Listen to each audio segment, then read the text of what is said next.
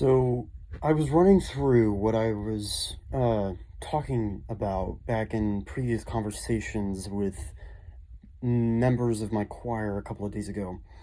And one of the conversations was, why are you so rude when you're pointing stuff out? It seems more like insulting than trying to help them.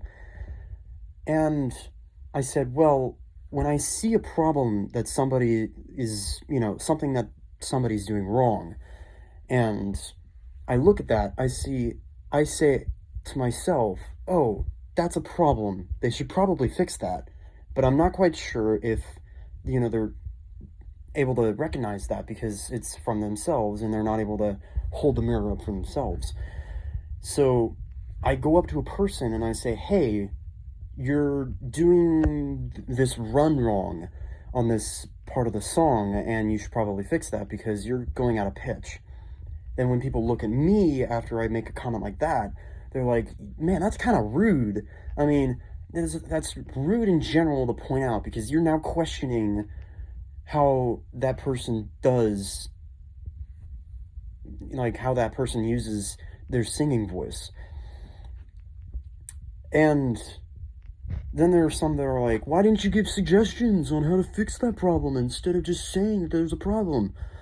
Well, then I'll say, well, because you're supposed to be put through school, or you're going through school right now to do two things. Number one, retain a lot of information that you're probably going to be using in your everyday life. And number two, you're supposed to be thinking for yourselves and utilizing that information that you learned back in high school. It's the same thing for college or universities or trade school or, anything else that's similar to it.